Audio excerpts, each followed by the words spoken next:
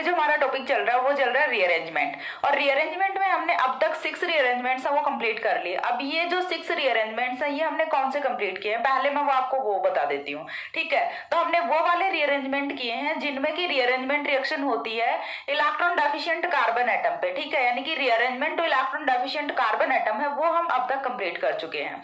उसके बाद अब हम इस वीडियो से जो स्टार्ट करने वाले हैं वो हम करेंगे rearrangement two electron deficient nitrogen atom. ठीक है, हमें कौन सा रीअरेंजमेंट करना है, rearrangement two electron deficient nitrogen atom. यानी कि इस बार जो रीअरेंजमेंट रिएक्शन होगी वो कहां पे होगी, इलेक्ट्रॉन डेफिशिएंट नाइट्रोजन एटम पे होगी। अब इलेक्ट्रॉन डेफिशिएंट नाइट्रोजन एटम है ये किस फॉर्म में प्रेजेंट होगा और किस तरह से रीअरेंजमेंट रिएक्शन होनी है वो सारी चीजें हम यहाँ पे देखेंगे। सबसे पहला जो है यहाँ पे रीअरेंजमेंट वो मैंने यहाँ पे लिखा है होफमैन रीअरेंजमेंट। ठीक है, it is also known as Hofmann bromamide degradation reaction. ठीक है, इसे होफमैन ब्रोमोमाइड डिग्रेडेशन रिएक्शन भी बोलते हैं, होफमैन रीअरेंजमेंट को होफमैन रिएक्शन भी बोल देते हैं। सो डोंट वरी, इसके अलग अलग नाम है वो, लेकिन होफमैन है वो तो आपको हर जगह मिलेगा, तो आप इसे आइडेंटिफाई कर सकते हैं। ठीक है, अब इसके बाद होफमैन जो रीअरेंजमेंट है, या फिर मैं बोल रही हूँ कि rearrangement two electron deficient nitrogen atom, तो ये जो इलेक्ट्रॉन डेफिशिएंट नाइट्रोजन एटम पे होने वाले रीअरेंजमेंट्स हैं, एक बार मैं आपको इनका थोड़ा सा क्विक इंट्रोडक्शन है वो दे देती हूँ। तो देखिए यहाँ पे 4 टाइप के रीअरेंजमेंट होते हैं, एच, एस, एल, सी। 4 एच से समझ गए होंगे कौन सा है, होफमैन है। ठीक है, S for Schmidt, L for lotion and C for courteous। चीज क्लियर हो रही है? 4 रीअरेंजमेंट अपने पास यहाँ पे, चारों ही रीअरेंजमेंट अपने सिलेबस में है। होफमैन भी है, स्मिड भी है, कर्टियस भी है, लोशन भी है। ठीक है, तो ये चीज मैं आपको क्यों बता रही हूँ, ताकि आप यहाँ से थोड़ा सा कोरिलेट कर पाओ, क्योंकि चारों रीअरेंजमेंट है उनमें एक चीज कॉमन होती है। वो चीज क्या कॉमन होती है, यहाँ पे जो इंटरमीडिएट है वो क्या फॉर्म होता है, नाइट्रीन। नाइट्रीन है वो एज अ इंटरमीडिएट फॉर्म होता है। अब ये नाइट्रीन क्या होता है, तो नाइट्रीन क्या होता है, इसके लिए मैंने बीएससी फर्स्ट ईयर की प्लेलिस्ट आपको मिलेगी, मैकेनिज्म ऑफ ऑर्गेनिक रिएक्शंस। ठीक है, तो उसमें आप जाके चेक कर सकते हैं। मैंने सारे के सारे इंटरमीडिएट्स हैं उनको बहुत ही अच्छे से एक्सप्लेन किया हुआ है, और वहां पे जाके आप नाइट्रीन के बारे में पढ़ सकते हैं। ठीक है, मैंने इतना बता दिया कि यहाँ पे इंटरमीडिएट है वो नाइट्रीन फॉर्म होता है। अब मैं अगेन यहाँ पे ये नहीं एक्सप्लेन करूंगी कि नाइट्रीन क्या होता है, क्योंकि ये बहुत ही बेसिक सी चीज है, बीएससी फर्स्ट ईयर से एमएससी फाइनल तक। ठीक है, बहुत ही बेसिक सी चीज है, इतने साल पहले पढ़ चुके हो ये चीज आप। फिर भी यदि आपको बहुत ही अच्छा, मतलब बहुत ही आपकी क्यूरियोसिटी है कि नहीं मेरे को तो नाइट्रीन के बारे में भी पढ़ना है, तो मैंने आपको बता दिया कि कहाँ पे मिलेगा। बीएससी फर्स्ट ईयर की प्लेलिस्ट में जाके चेक करो, वहां पे आपको नाइट्रीन है वो मिल जाएगा एज ए इंटरमीडिएट। अब देखिए, अब आपको कैसे पता चलेगा, मैम बोलोगे आपने तो लिख दिया HSLC, हम कैसे याद रखें, तो इसके लिए देखिए याद रखने का ट्रिक क्या है कि कौन कौन से ऐसे रीअरेंजमेंट होते हैं जहां पे इंटरमीडिएट नाइट्रीन फॉर्म होता है। नाइट्रीन फॉर्म होता है, दैट मीन सारे के सारे कौन सी कैटेगरी में आएंगे, rearrangement two electron deficient nitrogen atom वाली कैटेगरी में आएंगे। हम इनको याद कैसे रखेंगे, याद रखने के लिए एक ही फॉर्मूला है, high school leaving certificate, high school leaving certificate. याद रहेगा, इतना तो याद रह ही जाएगा, बहुत ही सिंपल सी चीज है। High school leaving certificate, high for, H for, इनमें से देखिए आपको लेना क्या है, हाई का एच लेना है, स्कूल का एस लेना है, लिविंग का एल लेना है, और सर्टिफिकेट का सी लेना है। H for Hofmann, S for Schmidt, L for Lossen and C for Curtius. हो गया, यहां से आपको पता रहेगा कि ऐसे कौन से 4 रीअरेंजमेंट्स हैं जिनमें नाइट्रीन है वो एज अ इंटरमीडिएट फॉर्म होता है। ठीक है, यहाँ पे देखिए इलेक्ट्रॉन डेफिशिएंट नाइट्रोजन एटम वाले रीअरेंजमेंट्स में एक और भी रीअरेंजमेंट है जो कि अपना बैकमैन रीअरेंजमेंट होता है, लेकिन उसे हम यहाँ पे नहीं रख रहे।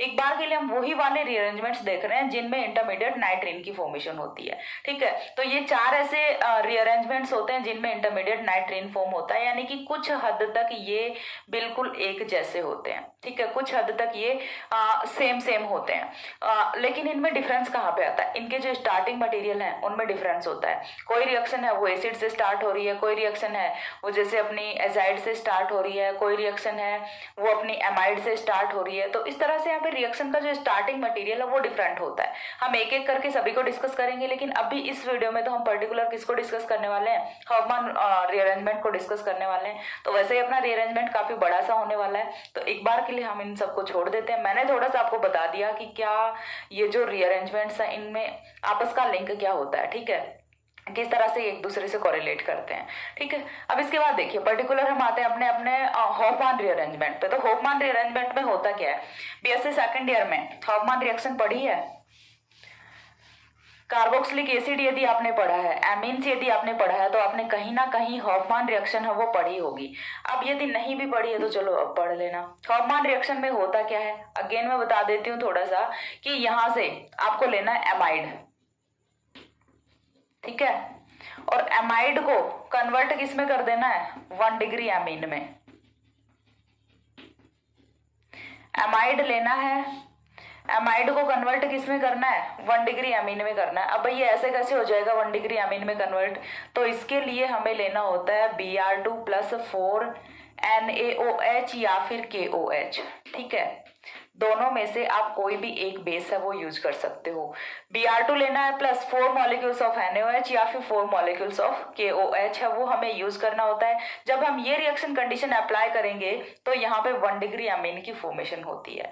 अब ये जो 1 डिग्री एमीन बनता है इसकी खास बात क्या होती है, ये एमाइड में जितने कार्बन थे, एमाइड में जितने कार्बन थे उसमें से एक कार्बन कम होता है, 1 कार्बन एटम लेस, ठीक है। यहाँ पे एक कार्बन है वो एमाइड की कंपेयर में कम होता है। अब ये एक कार्बन कहाँ गया होगा वो चीज हमें समझनी है, ठीक है। तो ट्रिक क्या होगी, आपको कोई भी एमाइड लेना है और एमाइड जनरली अपना क्या होता है, देखिए RCONH2, ठीक है। यहां से CO को निकालो, RNH2 कर दो, यही है आपका हॉफमैन रीअरेंजमेंट। बहुत कुछ ज्यादा तामझाम वाली बात नहीं है, इतनी चीज आपको पता होनी चाहिए, ठीक है। एटलीस्ट इतना तो पता ही होना चाहिए कि RCONH2 लेना है, RNH2 बना देना है, CO को यहाँ से बाहर कर दो, ठीक है, बस इतना ही करना होता है। अब देखिए नेक्स्ट स्टेप कि हम यहाँ पे किस तरह से रिएक्शन है वो कराने वाले हैं। तो उसके लिए फर्स्ट ऑफ ऑल हमें क्या देखना होगा, रिएक्शन का स्टेटमेंट देखना होगा, देन हम रिएक्शन का एग्जाम्पल है वो देखेंगे, देन मैकेनिज्म देखेंगे स्टेप वाइज। तो चलिए स्टार्ट करते हैं, ठीक है। तो फर्स्ट ऑफ ऑल हमें करना क्या है, स्टेटमेंट। स्टेटमेंट में देखिए एमाइड की रिएक्शन किस, एमाइड को कन्वर्ट किस में कर रहे हैं, 1 डिग्री एमीन में कन्वर्ट कर रहे हैं। तो देखिए यहाँ से रिएक्शन का स्टेटमेंट है वो क्या होने वाला है। स्टेटमेंट के लिए देखिए the rearrangement of amide, the rearrangement of amide to primary amine, और प्राइमरी अमीन को मैं क्या लिख दूं, 1 डिग्री अमीन लिख दूं। The rearrangement of amide to primary amine by with 1 less carbon atom, 1 less carbon atom by the rearrangement of amide to 1 degree amine with 1 less carbon atom by the reaction of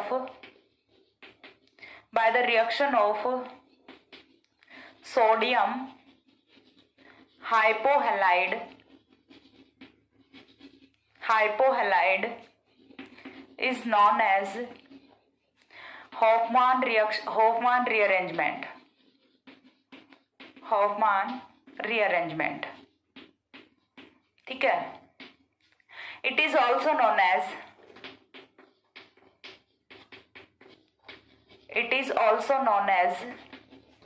Hofmann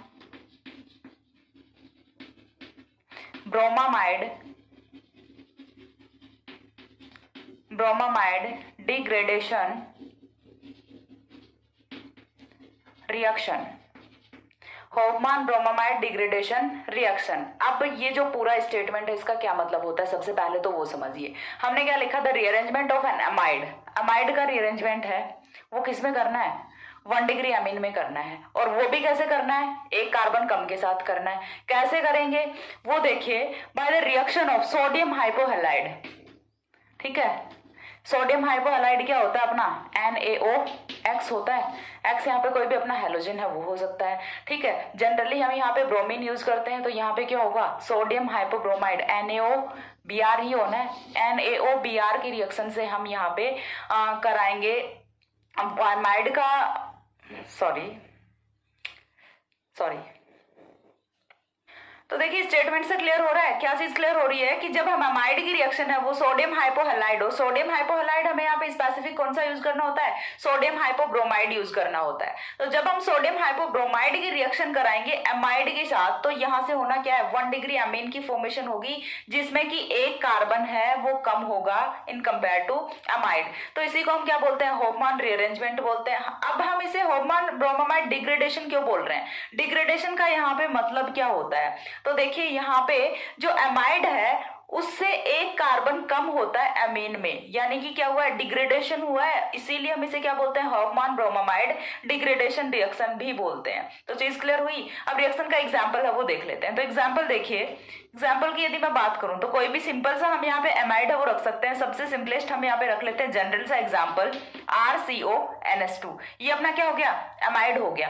अब amide को हमें convert किस में करना है, amine में convert करना है। करेंगे किस तरह से, तो देखिए हमें यहाँ पे लेना है Br2 प्लस Br2 के साथ में हमें लेना है 4NaOH, और यदि हम इसको हीट करते हैं तो यहां से फॉर्मेशन है वो होती है RNH2 plus 2NaBr plus Na2CO3।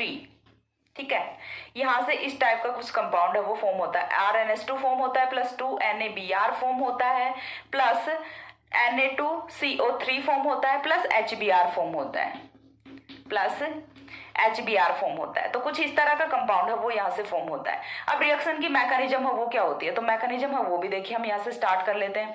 Mechanism की यदि उससे पहले ये क्या था, अपना एमाइड था। बहुत ही सिंपल सी रिएक्शन है, BSc के लेवल पे पढ़ के आए हो। रिएक्शन और रिएक्शन की मैकेनिज्म वो इतनी इंपॉर्टेंट नहीं है, इसके जो स्पेसिफिक फीचर्स हैं वो ज्यादा इंपॉर्टेंट है, उन पे फोकस करना है। ठीक है, क्योंकि इतनी चीज है ये तो आप BSc लेवल पे पढ़ के आए होते हो। ठीक है, ये अपना क्या है, 1 डिग्री एमीन है, हो गया। अब देखिए रिएक्शन की मैकेनिज्म क्या होनी है, रिएक्शन की मैकेनिज्म किस तरह से होगी। फर्स्ट ऑफ ऑल हमारे पास क्या है, NaOH है, साथ में Br2 है। तो हम रिएक्शन कराएंगे, मैकेनिज्म की यदि मैं बात करूं तो स्टेप फर्स्ट में क्या होना है, स्टेप फर्स्ट में क्या होगा, NaOH है वो रिएक्शन किसके साथ करेगा, Br2 के साथ रिएक्शन करेगा, और Br2 के साथ रिएक्शन करेगा तो ये फॉर्मेशन किसकी करेगा, HBr plus NaOBr, NaOBr plus HBr हो गई फॉर्मेशन। एक मॉलिक्यूल HBr का तो यहां से हमारा फॉर्म हो गया। इतनी तो चीज क्लियर हुई कि एक मॉलिक्यूल है वो तो एटलीस्ट हमें ऑब्टेन हो गया। अब बाकी के हैं वो भी हम ऑब्टेन कर लेंगे। तो देखिए यहां से NaOBr अपना क्या होता है, सोडियम हाइपोब्रोमाइड हो जाएगा। तो ये जो मॉलिक्यूल है अपना ये क्या है, सोडियम हाइपोब्रोमाइड, सोडियम हाइपोब्रोमाइड। अब इस सोडियम हाइपोब्रोमाइड की रिएक्शन है वो हमें किसके साथ करानी है, एमाइड के साथ करानी है। तो सेकंड स्टेप में यहां से क्या होगा, RCONS2 की रिएक्शन है वो किसके साथ होगी, NaOBr के साथ होगी, NaOBr के साथ होगी। तो यहां से देखिए होगा क्या, किस तरह से होता है, Na positive plus OBr negative, इस तरह से टूटेगा ये। अब OBr नेगेटिव है वो रिएक्ट कहां पे करेगा, वो चीज हमें देखनी है। OBr नेगेटिव है, ये रिएक्ट किस तरह से करेगा, OBr नेगेटिव, देखिए कुछ इस तरह का बनेगा यहां से OBr नेगेटिव। तो ये किसकी तरह से बिहेव करेगा, बेस की तरह से बिहेव करेगा। जैसे ही बेस की तरह से बिहेव करेगा तो यहां से होना क्या है कि ये जो O नेगेटिव है ये यहां से एक H पॉजिटिव को निकालेगा। चीज क्लियर हो रही है, ये जो O नेगेटिव है ये यहां से एक H पॉजिटिव को निकालेगा और OH नेगेटिव की फॉर्म में यहां से एलिमिनेट कर जाएगा। जैसे ही OH नेगेटिव की फॉर्म में एलिमिनेट किया तो ये छोड़ के किसको जाएगा, Br पॉजिटिव को।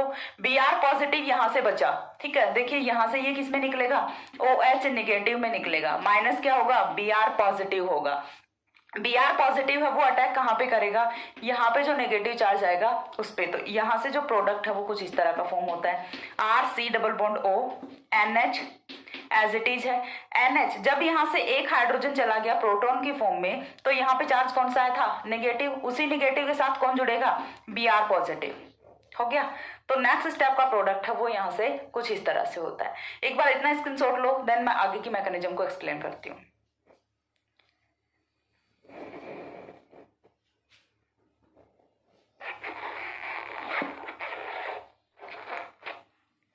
हो गया। तो देखिए इसके बाद नेक्स्ट स्टेप में हमें क्या करना है, इतनी चीज हो गई, तो इसके बाद नेक्स्ट स्टेप है वो हम देख लेते हैं।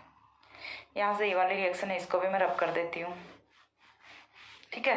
थर्ड स्टेप में क्या होगा, यहां से किसकी फॉर्मेशन हो गई, एन ब्रोमामाइड की फॉर्मेशन हो गई। ये यही क्या होता है अपना, एन ब्रोमामाइड होता है, ठीक है। तो ये थर्ड स्टेप में लेके आते हैं अपने एन ब्रोमामाइड को, R C double bond O N H B R, ये क्या होता है अपना एन ब्रोमामाइड होता है। यानी कि नाइट्रोजन के साथ कौन जुड़ गया, ब्रोमीन जुड़ गया। एमाइड था अपना, एमाइड के साथ कौन जुड़ा है, नाइट्रोजन पे ब्रोमीन जुड़ा है, इसीलिए हम इसे क्या बोल रहे हैं, एन ब्रोमामाइड बोल रहे हैं। अब देखिए यहां से OH निगेटिव वो निकला है, प्लस क्या हुआ था, OH negative. OH negative again basic nature, तो ये क्या करेगा, बेस को तो हमेशा क्या चाहिए होता है, प्रोटॉन चाहिए होता है, और प्रोटॉन इसे दिख रहा है, और प्रोटॉन भी मोर एसिडिक नेचर का प्रोटॉन दिख रहा है। तो ये यहां से इस वाले प्रोटॉन को अगेन निकालेगा, और प्रोटॉन को निकालेगा तो देखिए नाइट्रोजन पे एक loan pair of electron already है, और जैसे ही प्रोटॉन जाएगा तो अपने बॉन्ड के दोनों इलेक्ट्रॉन्स को छोड़ के जाएगा। तो माइनस क्या होना है, यहाँ से OH negative H positive, minus होगा H2O, और फॉर्मेशन है वो किसकी होनी है, RC double bond O N BR।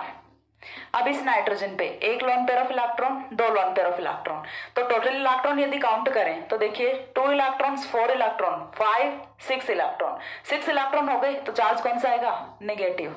क्यों, क्योंकि नाइट्रोजन के आउटर वैलेंस सेल में इलेक्ट्रॉन्स कितने होने चाहिए, 5 इलेक्ट्रॉन्स, यहाँ पे कितने इसके पास 6 इलेक्ट्रॉन, तो यहाँ पे नेगेटिव चार्ज है वो आ जाता है। अब नेक्स्ट स्टेप, फोर्थ स्टेप में हमें क्या करना है, देखिए फोर्थ स्टेप में यहाँ से R C double bond O N negative B R, ठीक है।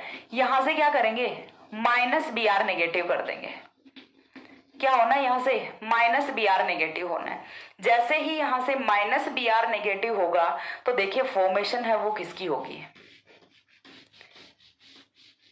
माइनस बी आर नेगेटिव हुआ, माइनस बी आर नेगेटिव होते ही देखिए R C double bond O N, यहां पे रुकिए एक बार, नाइट्रोजन पे लोन पेयर ऑफ इलेक्ट्रॉन एक, और ये दूसरा लोन पेयर ऑफ इलेक्ट्रॉन, दो लोन पेयर ऑफ इलेक्ट्रॉन है नाइट्रोजन पे। अब भी टोटल इलेक्ट्रॉन से वो नाइट्रोजन के वो काउंट करते हैं, 2 4 एंड 5, आउटर वैलेंस सेल में कितने इलेक्ट्रॉन्स हैं, 5। तो इतनी चीज तो क्लियर हुई कि यहाँ पे कोई चार्ज नहीं आएगा। अब देख लेते हैं कि इलेक्ट्रॉन डेफिशिएंट है या फिर ऑक्टेट इसका कंप्लीट है। इलेक्ट्रॉन डेफिशिएंट या फिर इलेक्ट्रॉन रिच को हम ऑर्गेनिक केमिस्ट्री में किस बेसिस पे डिटरमाइन करते हैं, ऑक्टेट के बेसिस पे, कि यदि ऑक्टेट कंप्लीट होता है तब तो ठीक है, यदि ऑक्टेट इनकम्प्लीट है तो वो क्या होता है अपना इलेक्ट्रॉन डेफिशिएंट होता है। तो चलिए काउंट करते हैं, 2 electrons 4 electrons plus 2 electrons 6 electrons हुए। 6 इलेक्ट्रॉन्स के साथ तो किसी भी स्पीसीज का ऑक्टेट है वो कंप्लीट नहीं हो सकता, उसके लिए तो 8 इलेक्ट्रॉन्स की रिक्वायरमेंट होती है। तो यहाँ पे इसका ऑक्टेट है वो इनकम्प्लीट होता है, that's why it is an electron deficient nitrogen atom. ठीक है, चीज क्लियर हो रही है, क्यों है ये इलेक्ट्रॉन डेफिशिएंट नाइट्रोजन एटम। नाइट्रीन क्यों होता है इलेक्ट्रॉन डेफिशिएंट नाइट्रोजन एटम, जबकि इसके पास दो दो लॉन पेयर ऑफ इलेक्ट्रॉन्स हैं, क्यों, क्योंकि इसका ऑक्टेट है वो कंप्लीट नहीं होता, इसीलिए इलेक्ट्रॉन डेफिशिएंट नाइट्रोजन एटम होता है। अब इस पे रीअरेंजमेंट रिएक्शन कराएंगे। तो सबसे पहली चीज तो ये कि यहां से जो स्पीसीज फॉर्म हुई है ये अपना क्या है, ये है अपना एसाइल नाइट्रीन, एसाइल नाइट्रीन, ठीक है। यहां से फॉर्मेशन है वो किसकी हो गई, नाइट्रीन की फॉर्मेशन हो गई। यही तो चाहिए था हमें, हमारा इंटरमीडिएट नाइट्रीन हमारा यहां से फॉर्म हो गया। अब नाइट्रीन फॉर्म होने के बाद नेक्स्ट स्टेप पे हमें क्या करना है, देखिए नाइट्रीन फॉर्म होते ही यहीं से तो कराएंगे हम रीअरेंजमेंट रिएक्शन। यहां तक तो कुछ नहीं था, यहां तक तो हम सिंपली चले आ रहे थे। रीअरेंजमेंट रिएक्शन है वो अब लगेगी। नाइट्रीन है, इसे हम रीअरेंज किस में करेंगे, यहां से आइसोसाइनेट में रीअरेंज करेंगे। किस तरह से होगा रीअरेंजमेंट, चलिए चेक कर लेते हैं एक बार के लिए, मैं बताती हूँ। 5th स्टेप है, उसमें हमें क्या करना है, एसाइल नाइट्रीन का रीअरेंजमेंट कराना है। अब रीअरेंजमेंट की रिक्वायरमेंट क्यों है, रीअरेंजमेंट होना क्यों, रिएक्शन का ड्राइविंग फोर्स क्यों है, क्योंकि यहाँ पे जो स्पीसीज बनी हुई है ना इंटरमीडिएट, उसका ऑक्टेट है वो इनकम्प्लीट है। तो यदि हम यहाँ से रीअरेंजमेंट करा दें तो सारे के सारे जो एटम्स है उनका सभी का ऑक्टेट है वो कंप्लीट होगा, वो हम देखेंगे आइसोसाइनेट में। ठीक है, यहाँ पे देखिए इनकम्प्लीट ऑक्टेट है, रीअरेंजमेंट के बाद जो स्पीसीज बनेगी उसमें जो सारे की सारे एटम्स हैं उनका ऑक्टेट है वो कंप्लीट मिलेगा। चेक कर लेते हैं, देखिए तो यहां से रीअरेंजमेंट रिएक्शन है वो होगी किस तरह से। रीअरेंजमेंट रिएक्शन के लिए देखिए सिंपल सा है कि यहां से ये वाला जो एल्किल ग्रुप है, ये उठ के आएगा अपने बॉन्ड के इलेक्ट्रॉन्स को साथ में लेके और आके बैठेगा कहाँ पे, नाइट्रोजन के साथ बैठेगा। चीज क्लियर है? देखिए बहुत ध्यान से समझिए, यही है इंपॉर्टेंट। अभी तक हमने कुछ नहीं किया, अभी तक तो सिंपली रिएक्शन की है।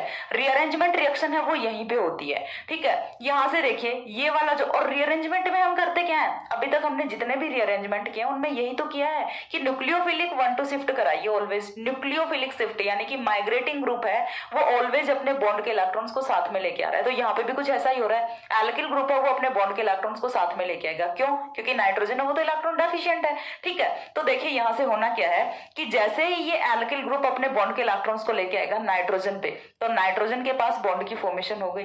अब नाइट्रोजन क्या करेगा, यहां से जब एल्किल चला गया तो इस वाले कार्बन पे पॉजिटिव चार्ज आएगा, तो ये क्या करेगा कि यहां से एक लोन पेयर के इलेक्ट्रॉन्स को ये दे देता है कार्बन को। तो यहां से देखिए कुछ इस तरह का कंपाउंड फॉर्म होगा।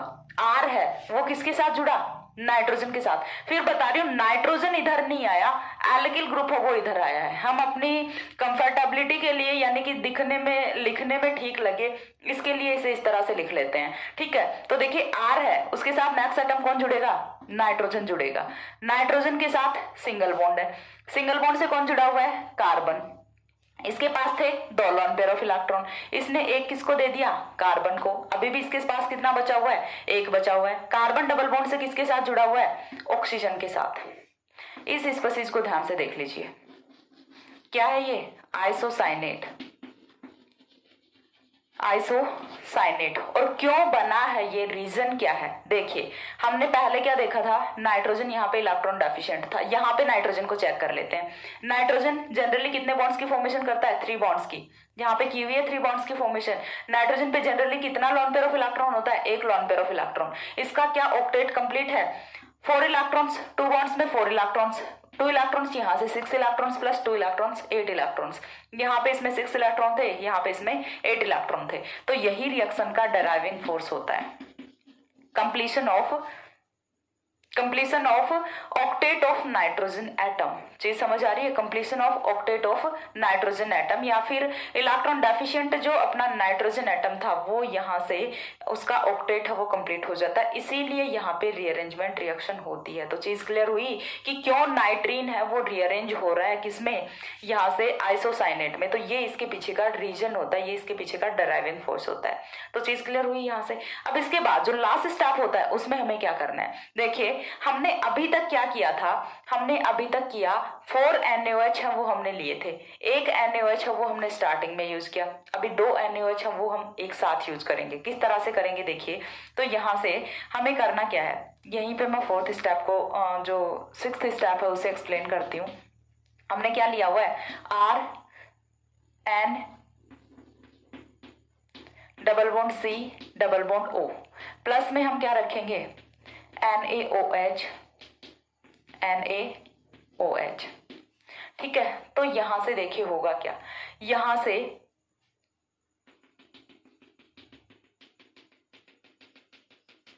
सॉरी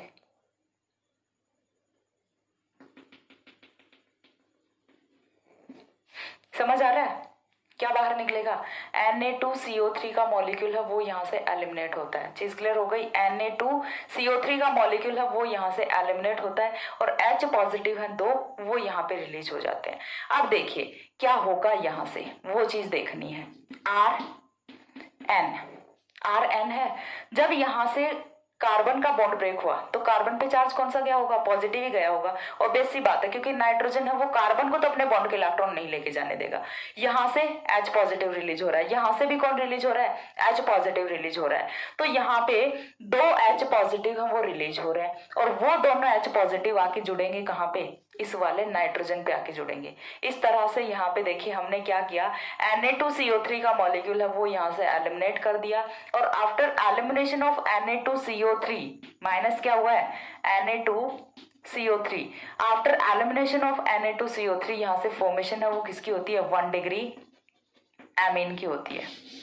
एक चीज आपको मैं यहाँ पे और बता दूं, कुछ बुक्स में आपको यहाँ पे एलिमिनेशन ऑफ CO2 भी मिलेगा। वो किस तरह से मिलेगा कि पहले यहाँ पे यदि डायरेक्टली हम हाइड्रोलिसिस कराते हैं, वो स्टेप क्या हो सकती है वो भी मैं आपको एक्सप्लेन कर देती हूँ यहाँ पे थोड़ा सा इसको सॉर्ट करके।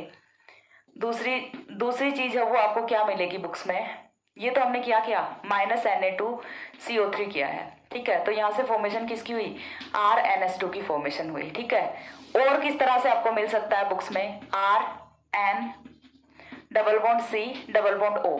जब हम कराएं इसका हाइड्रोलिसिस कराएंगे तो देखिए यहाँ से ये वाले बॉन्ड के इलेक्ट्रॉन्स कहाँ पे आएंगे, नाइट्रोजन पे नेगेटिव चार्ज, नेगेटिव पे कौन जुड़ेगा, H पॉजिटिव, कार्बन पे पॉजिटिव चार्ज, पॉजिटिव पे कौन जुड़ेगा, OH नेगेटिव। तो यहाँ से फॉर्मेशन किसकी होगी, RNH C double bond O OH की फॉर्मेशन होगी। अब यहां से क्या कर देते हैं, -CO2 कर देते हैं, ठीक है। यहां से क्या कर देते हैं, -CO2 कर देते हैं, देन फॉर्मेशन किसकी होती है, RNH2 की होती है।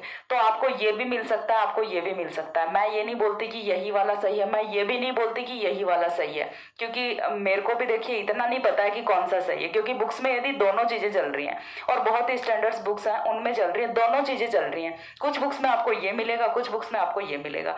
तो इस चीज के लिए मैं बिल्कुल भी श्योर नहीं हूं कि कौन सा सही है, हाँ लेकिन इतना श्योर हूं कि गलत कोई सा भी नहीं है इनमें से, ठीक है। आपको जो अच्छा लगे आप वो लिख दो। लास्ट स्टेप पे आपके या तो आप डायरेक्टली यहाँ से NaOH के साथ रिएक्शन करा दो, या फिर आप इसका हाइड्रोलिसिस कर दो और यहाँ से इस तरह से 1 डिग्री अमीन की फॉर्मेशन कर दो। प्रोडक्ट है वो दोनों का सेम जाना है, दोनों में से गलत कोई सी भी एक मैकेनिज्म नहीं है, दोनों ही मैकेनिज्म है वो अपनी जगह सही है। तो इसमें बिल्कुल कंफ्यूज नहीं होना, आपको जो अच्छी लगे वो चूज कर लो यहाँ से, ठीक है। अगेन बता रही हूँ, देखिए रिएक्शन स्टार्टिंग से हमें करना कहाँ से है, यहाँ से हमने स्टार्ट किया है। NaOH की रिएक्शन है वो हमने कराई है ब्रोमीन के साथ। देखिए मैकेनिज्म है वो भी आपको अलग अलग बुक में अलग अलग मैकेनिज्म मिलेगी जो आप पहले से पढ़ते आ रहे हैं। यदि आपको पहले से इसकी कोई मैकेनिज्म आती है तो आप उसी को फॉलो कीजिए, क्योंकि उसे भूल के आपको ये चीज फॉलो करना ये थोड़ा डिफिकल्ट लगेगा। मैंने जो स्टैंडर्ड बुक से मैकेनिज्म थी मैंने वही मैकेनिज्म उठा के आपको यहाँ पे बताई है, ठीक है। और सही भी है, इतनी चीज है कि इसे कोई गलत नहीं बता सकता, ये तो इसके लिए तो मैं श्योर हूँ, ठीक है। तो यहाँ से देखिए हमने स्टार्टिंग में क्या किया, NaOH प्लस Br2 की रिएक्शन कराई, NaOBr सोडियम हाइपोब्रोमाइड की फॉर्मेशन की। सोडियम हाइपोब्रोमाइड की रिएक्शन हमने कराई यहाँ पे किसके साथ, एमाइड के साथ। तो यहाँ से N ब्रोमामाइड की फॉर्मेशन की। N ब्रोमामाइड का हमने डिग्रेडेशन है वो किस में करा दिया, एमीन में करा दिया, और इसीलिए हम इसे क्या बोलते हैं, हॉफमान ब्रोमामाइड डिग्रेडेशन बोलते हैं। ये चीज क्लियर हुई। तो यहाँ से कुछ इस तरह से होती है मैकेनिज्म। रिएक्शन का डराइविंग फोर्स है वो क्या होता है, रीअरेंजमेंट का डराइविंग फोर्स है वो यही होता है, completion of octet of nitrogen atom. Screenshot लीजिए, देन हम यहाँ पे स्पेशल फीचर्स ऑफ रिएक्शन है उन्हें डिस्कस करते हैं। हो गया। इसके बाद देखिए नेक्स्ट जो हमारा पॉइंट आता है वो आता है स्पेसिफिक फीचर्स ऑफ रिएक्शन या फिर स्पेसिफिक फीचर्स ऑफ रीअरेंजमेंट। अब स्पेसिफिक फीचर्स में जो सबसे पहला है वो हम यहाँ पे देखते हैं, reaction is intramolecular in nature, ठीक है। रिएक्शन है वो अपनी क्या होती है, इंट्रामॉलिक्यूलर होती है, यानी कि विद इन द मॉलिक्यूल यहाँ पे रीअरेंजमेंट रिएक्शन है वो हो रही होती है। तो इस चीज को हम किस तरह से एक्सप्लेन करेंगे, किस तरह से प्रूव करेंगे कि यहाँ पे रिएक्शन है वो अपनी इंट्रामॉलिक्यूलर रिएक्शन होती है, तो उसे समझाने के लिए हमें यहाँ पे एक एक्सपेरिमेंट है वो करना पड़ेगा, ठीक है। तो नेक्स्ट हेडिंग है वो अपनी क्या आएगी, स्पेशल फीचर ऑफ या फिर specific features of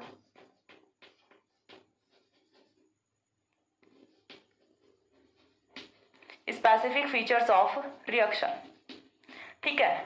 and specific features में जो सबसे फर्स्ट पॉइंट है वो हम यहाँ पे क्या मेंशन कर रहे हैं, reaction is intramolecular in nature, ठीक है। तो फर्स्ट पॉइंट क्या है, reaction is intramolecular in nature that is explained by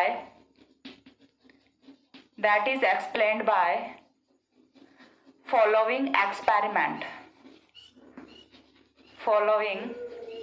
experiment, ठीक है। रिएक्शन है वो अपनी क्या होती है, इंट्रामॉलिक्यूलर होती है और इसे हम एक एक्सपेरिमेंट से यहाँ पे एक्सप्लेन कर सकते हैं। अब वो एक्सपेरिमेंट है वो हमें यहाँ पे क्या करना है, तो देख,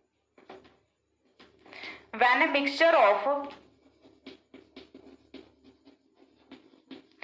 हमें किसका लेना है, मेटाड्यूटेरियो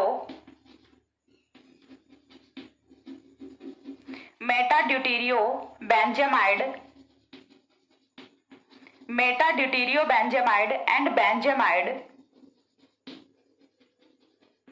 and benzamide treated with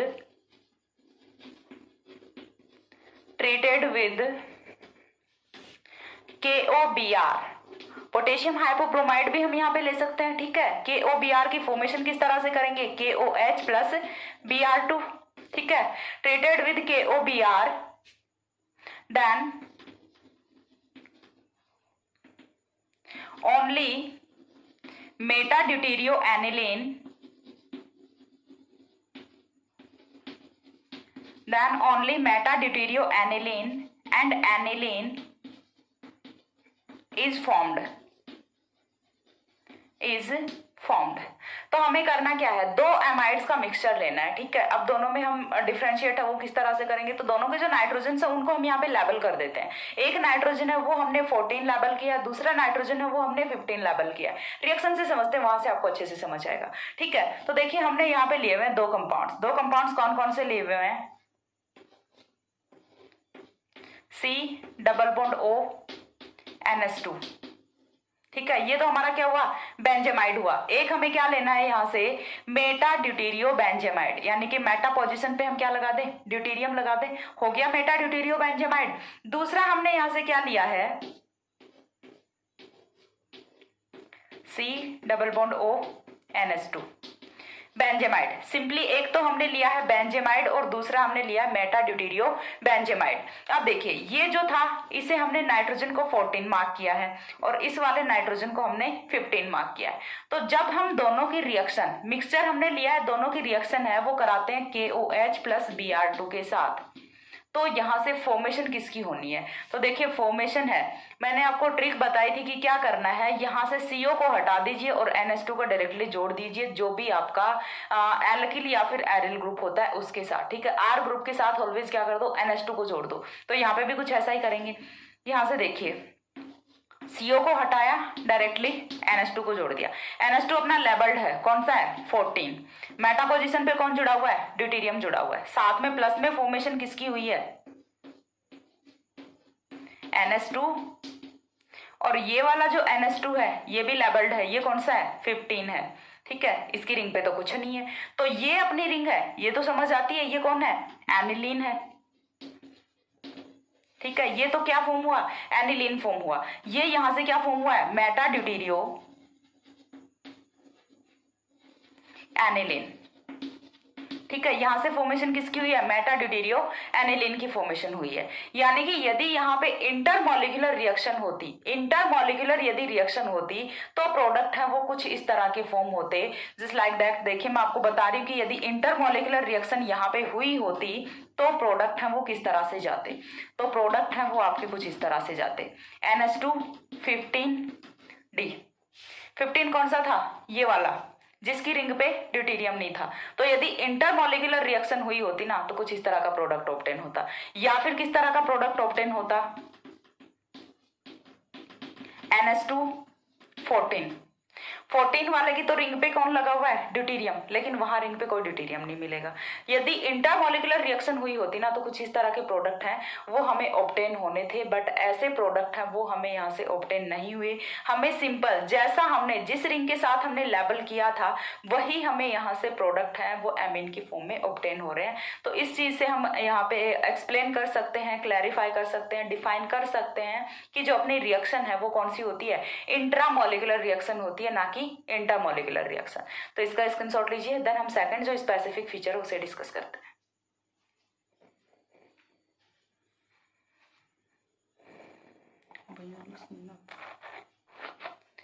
हो गया। इसके बाद देखिए जो नेक्स्ट अपना पॉइंट आता है वो आता है, इसे मैं रब कर रही हूं।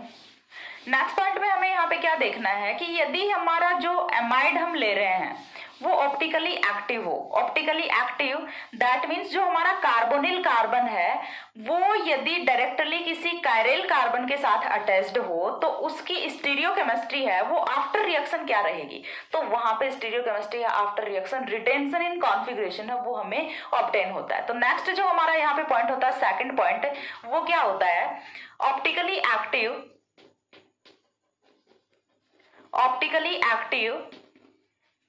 amides shows retention in configuration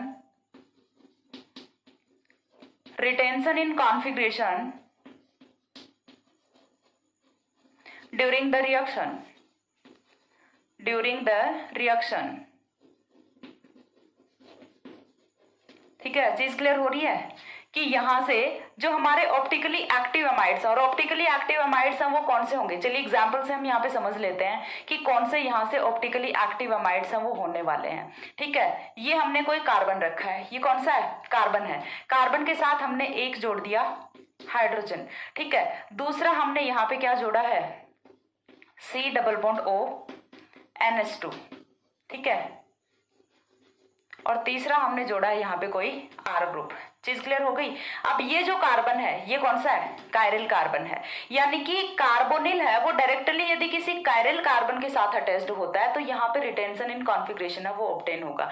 यानी कि जो स्टीरियोकेमिस्ट्री अपने अमाइड की है वही स्टीरियोकेमिस्ट्री किसकी रहने वाली है, एमीन की रहने वाली है। यानी कि अभी अमाइड है वो कहाँ पे है, अपना वेज बॉन्ड पे है, तो आफ्टर द रिएक्शन भी एमीन है वो अपना कहाँ पे रहेगा, वेज बॉन्ड पे रहेगा। यदि अभी के लिए इसका जो अपना बोले कि कॉन्फ़िगरेशन है वो R है या फिर S है, तो आफ्टर द रिएक्शन है वो भी क्या रहेगा, R है तो R रहेगा, S है तो S रहेगा। तो अभी के लिए चेक कर लेते हैं इसका कॉन्फ़िगरेशन है वो क्या है। तो फर्स्ट ऑफ ऑल हम क्या करते हैं, नंबरिंग स्टार्ट करते हैं। ठीक है, CIP रूल के अकॉर्डिंग हम क्या करेंगे, यहाँ से नंबरिंग करेंगे। तो यहाँ पे ये जो कार्बन है इसका कॉन्फ़िगरेशन है वो हम फाइंड आउट करेंगे। तो फर्स्ट ऑफ ऑल पहला नंबर है वो किसको जाएगा, इसको जाएगा। CIP रूल जाके फर्स्ट ईयर में पढ़ लेना या फिर MSc प्रीवियस ईयर में भी पढ़ लेना। स्टीरियोकेमिस्ट्री में आपको CIP रूल है वो ऑब्वियसली पढ़ाया गया होगा, मैं यहाँ पे आपको डायरेक्टली बता रही हूँ। फर्स्ट ऑफ ऑल हम नंबरिंग स्टार्ट करते हैं। इसको नंबर 1 मिलेगा, ठीक है, इसको नंबर 2 मिलेगा, इसको नंबर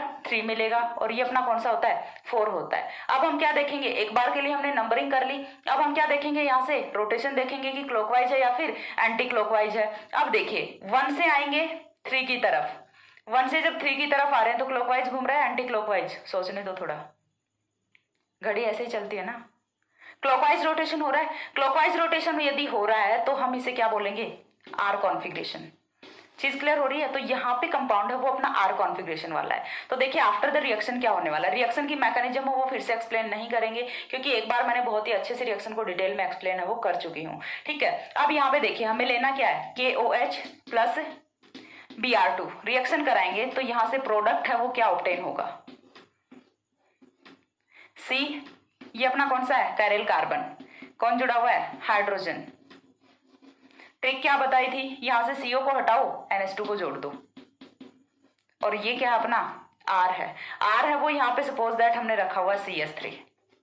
ठीक है, इसको भी क्लियर कर लेते हैं कि R है वो हमारा CS3 है यहाँ पे।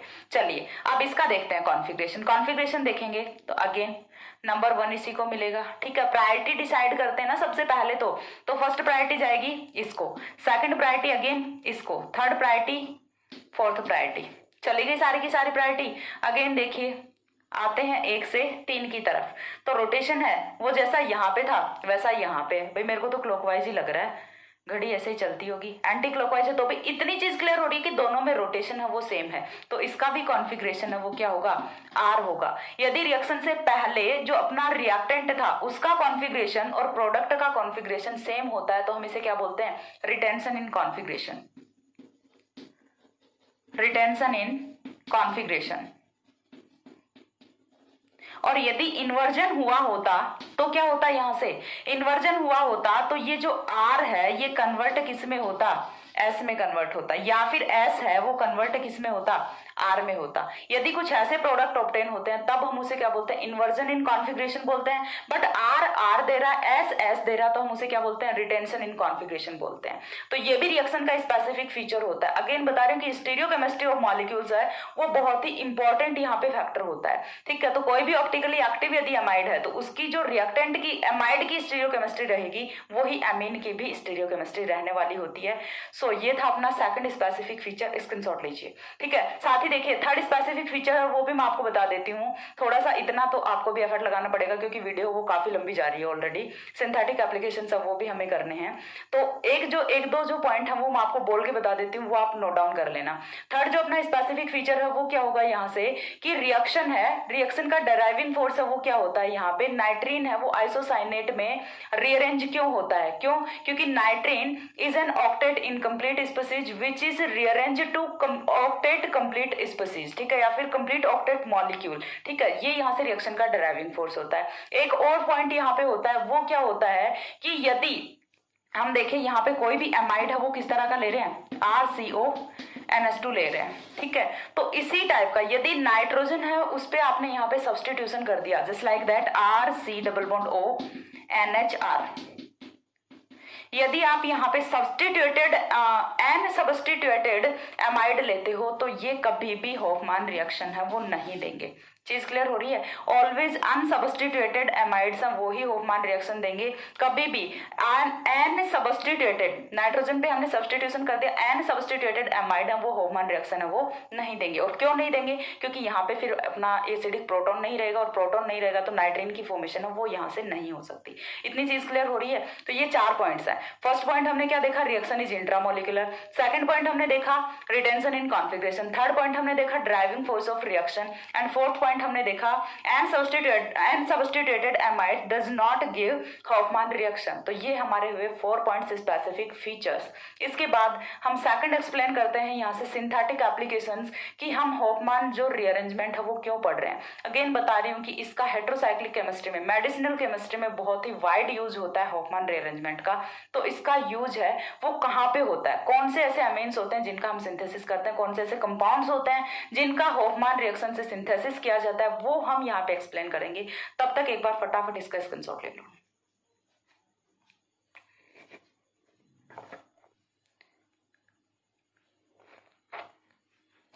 हो गया। अब इसके बाद देखिए फटाफट हम इसके सिंथेटिक एप्लीकेशन से वो देख लेते हैं, काफी इंपॉर्टेंट है। यहां से क्वेश्चन ऐसे भी पूछा जा सकता है, write short note on synthetic applications of Hofmann reaction. तो ये काफी इंपॉर्टेंट है। बोलोगे मैम इंपॉर्टेंट चीज है वो हमेशा वीडियो के लास्ट में कराते हो, और जो बच्चे वीडियो लास्ट तक नहीं देखते उनका बड़ा लॉस होता है यहाँ से, ठीक है, इसीलिए मैं इंपॉर्टेंट चीजें वो लास्ट में कराती हूँ। सिंथेटिक एप्लीकेशंस ऐसा कुछ नहीं है, क्योंकि सिंथेटिक एप्लीकेशन बिना रिएक्शन पढ़ाए थोड़े ना करा सकती हूँ। Synthetic applications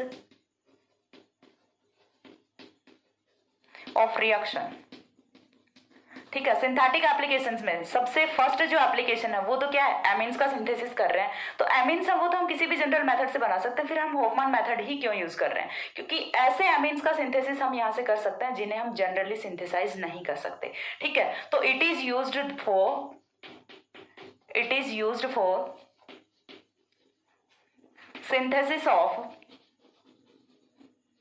synthesis of aliphatic, aromatic and heterocyclic amines which cannot be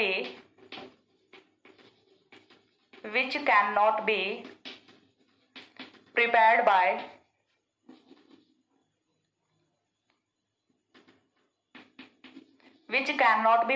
by other methods। तो यानी कि हम यहाँ से ऐसे एलिफैटिक, एरोमेटिक और हेटेरोसाइक्लिक एमीन्स का सिंथेसिस करेंगे जिन्हें हम सिंपली अदर कोई मेथड से नहीं बना सकते। तो एग्जांपल्स हैं, देखिए मैकेनिज्म, और एग्जांपल्स मैं अगेन बता रही हूँ, मैकेनिज्म नहीं कराऊंगी क्योंकि मैकेनिज्म है वो एक बार करा चुकी हूँ, तो बार बार मैकेनिज्म करा के कोई फायदा नहीं है, उसी को आप रिवाइज करके देख सकते हैं, ठीक है। CS2 C≡ONH2 हमने क्या लिया, एमाइड लिया, एमाइड की रिएक्शन NaOH ले लें प्लस Br2 ले लें, दोनों के साथ कराएंगे। मैंने आपको ट्रिक बता दी है यहाँ से कि CO को हटाइए, NH2 को यहाँ पे जोड़ दीजिए, एक कार्बन है वो हमेशा कम कर देना होता है, यही चीज आपको ध्यान में रखनी है कि एक कार्बन है वो यहाँ से ऑलवेज ही कम होने वाला होता है। और ये यहाँ से फॉर्मेशन कर ली है हमने किसकी, 1 डिग्री एमीन की, किससे, एमाइड से। ये हुआ हमारा एग्जाम्पल कि हम इस तरह से यहाँ से एमीन्स का सिंथेसिस कर सकते हैं। इसके बाद जो सेकंड आता है अपना, वो हम हेट्रोसाइक्लिक भी रख लेते हैं यहाँ पे, क्योंकि ये वाला एग्जाम्पल है, ये काफी इंपॉर्टेंट है। हमने क्या लिया, ये रिंग कौन सी होती है जानते हो, इसे पिरिडीन होती है, ठीक है।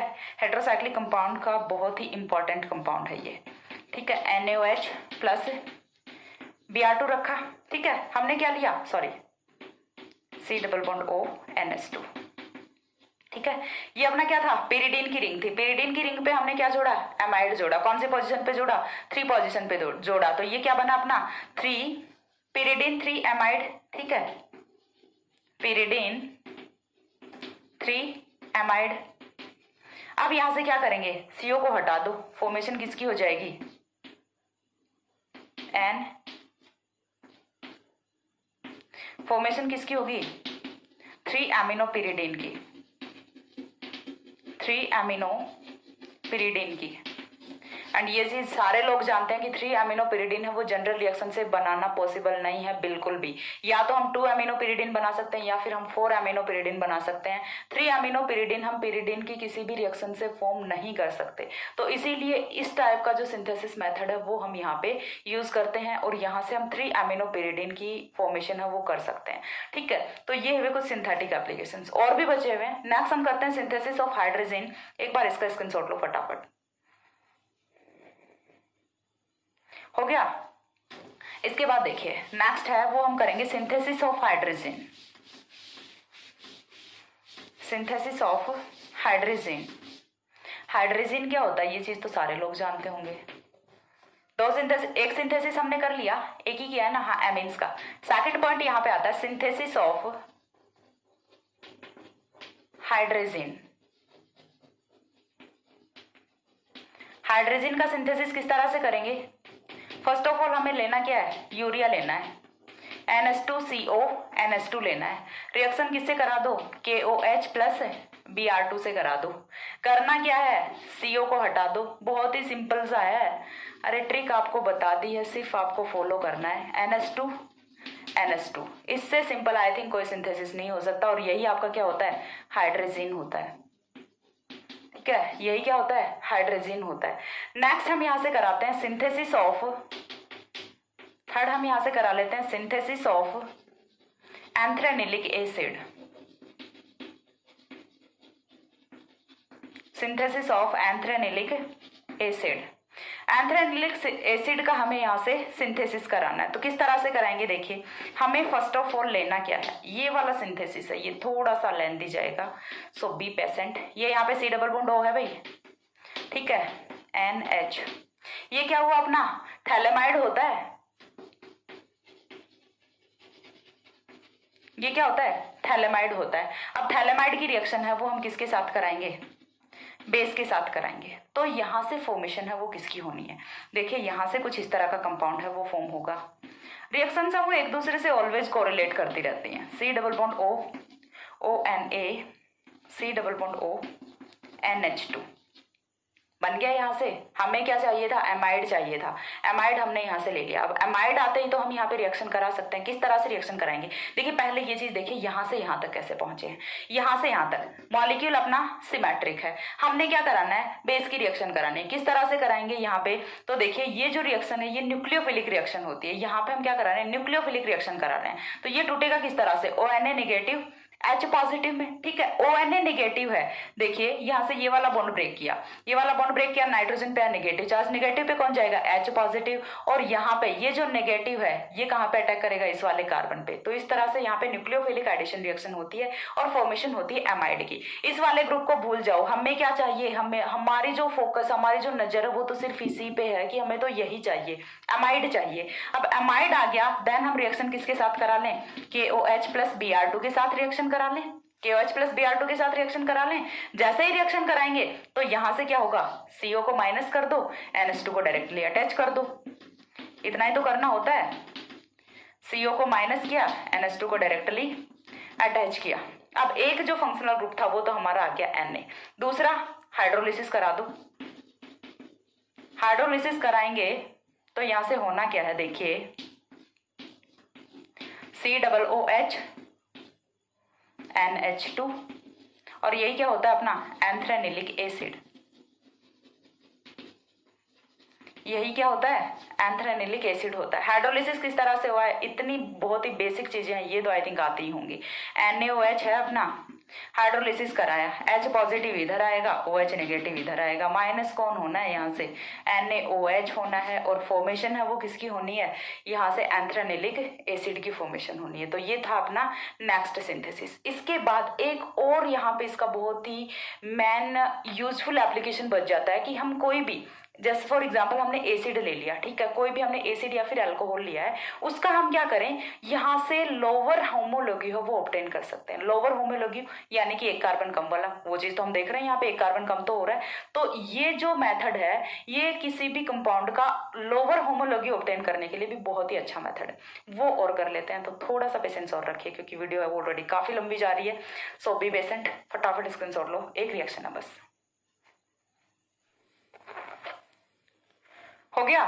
इसके बाद देखिए लास्ट जो पॉइंट है अपना वो हम यहाँ से कर लेते हैं। 3 सिंथेसिस हम वो हम कर चुके हैं। पहले में हमने अमीन का सिंथेसिस किया, सेकंड में हमने यहाँ से हाइड्रोजन किया, और थर्ड में एंथ्रेनिलिक एसिड किया। फोर्थ पॉइंट है वो यहाँ से क्या होगा, फोर्थ पॉइंट है वो कुछ इस तरह से होता है, एक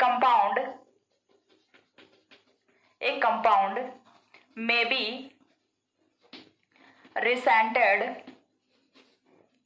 to its lower homologue by the reaction। यानी कि इस रिएक्शन से हम क्या कर सकते हैं, कोई कंपाउंड है, हमने कोई भी कंपाउंड लिया हुआ, उसका लोअर होमोलॉगी हो वो हम यहाँ से ऑब्टेन कर सकते हैं। जस्ट फॉर एग्जांपल हम यहाँ पे ले लेते हैं अल्कोहल, ठीक है, एग्जांपल है, बहुत ही ध्यान से समझना, RCH2CH2OH। हमने क्या रखा है, अल्कोहल रखा है। अल्कोहल में नंबर ऑफ कार्बन है वो आप काउंट कर लो, 1 2 3। R है वो, यदि हम अगेन CH3 यहाँ पे कंसीडर करके चलें तो यहाँ पे क्या होगा अपना, ये 3 कार्बन का अल्कोहल है, ठीक है। हम इसे कन्वर्ट किस में करने जा रहे हैं, 2 कार्बन में। तो देखते हैं क्या 2 कार्बन का अल्कोहल ऑब्टेन होता है या फिर ऐसे ही चले आ रहे हैं। तो चलिए करते हैं। फर्स्ट ऑफ ऑल हम क्या करा दें, अल्कोहल का ऑक्सीडेशन करा दें। अल्कोहल का जब ऑक्सीडेशन कराते हैं तो प्रोडक्ट क्या होता है, यहाँ से प्रोडक्ट होता है एल्डिहाइड। एंड एल्डिहाइड पे ऑक्सीडेशन रिएक्शन है वो जनरली नहीं रुकती, तो वो जाके रुकती कहाँ पे, एसिड पे रुकती है। तो इतनी चीज क्लियर है कि अल्कोहल का जब हम ऑक्सीडेशन कराएंगे तो यहाँ से प्रोडक्ट है वो क्या ऑब्टेन होगा, एसिड ऑब्टेन होगा, ठीक है। तो यहाँ से first of all RCH2COOH acid की फॉर्मेशन हो गई। अब एसिड को हम कन्वर्ट किस में करें, यहाँ से एसिड की रिएक्शन है वो हम कराते हैं SOCl2 के साथ। SOCl2 के साथ रिएक्शन कराएंगे तो ये कन्वर्ट किस में होना है, एसाइल क्लोराइड में कन्वर्ट होना है, ठीक है। तो यहाँ से RCH2C double bond O Cl में कन्वर्ट होगा, माइनस क्या होगा, HCl होगा, माइनस क्या होगा, SO2 होगा। अब ये जो सारी की सारी मैकेनिज्म है ये यहाँ से मैं नहीं एक्सप्लेन करने वाली हूँ क्योंकि बहुत ही बेसिक सी मैकेनिज्म है और ये किसी ना किसी वीडियो में आपको मिल जाएंगी, तो आप ढूंढ लेना। अब बिल्कुल क्लियरली तो अल्कोहल वाले में मिलेंगी आपको। ये BSc सेकेंड ईयर का जो अल्कोहल मैंने एक्सप्लेन किया है, अल्कोहल की केमिकल रिएक्शंस में आपको ये मिल जाएगा, वहां से आप जाके चेक कर सकते हैं, ठीक है।